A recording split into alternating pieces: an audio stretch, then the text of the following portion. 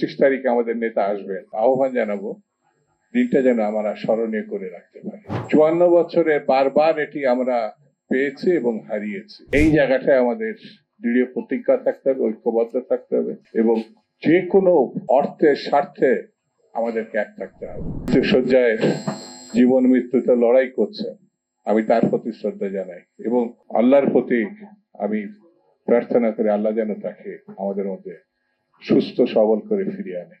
আমি আর 25 তারিখে আমাদের নেতা আসবেন, আমি সবাইকে আহ্বান জানাবো দিনটা যেন আমরা স্মরণীয় করে রাখতে পারি। বন্ধুরা, বাংলাদেশ যে কারণে অর্জিত হয়েছে সেটা গণতন্ত্র এবং স্বাধীনতার জন্য।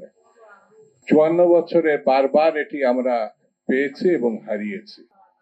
এখনো সন্দেহ দেখা দিয়েছে নানান ভাবে, সেটি হচ্ছে মহল বিশেষ একটি অবস্থা তৈরি করার চেষ্টা করছে যাতে নির্বাচন না হয়। এই জায়গাটায় আমাদের দৃঢ় প্রতিজ্ঞা থাকতে হবে, ঐক্যবদ্ধ থাকতে হবে এবং যে কোনো অর্থের স্বার্থে আমাদেরকে এক থাকতে হবে। যদি আমরা কোনো কারণে নির্বাচনটা করতে না পারি কোনো কারণে, তাহলে পার্শ্ববর্তী দেশের লাভ হবে, প্রতি স্বৈরাচারের লাভ হবে, কিন্তু বাংলাদেশের জনগণের লাভ হবে না, গণঅভ্যুত্থানকারীদের লাভ হবে না।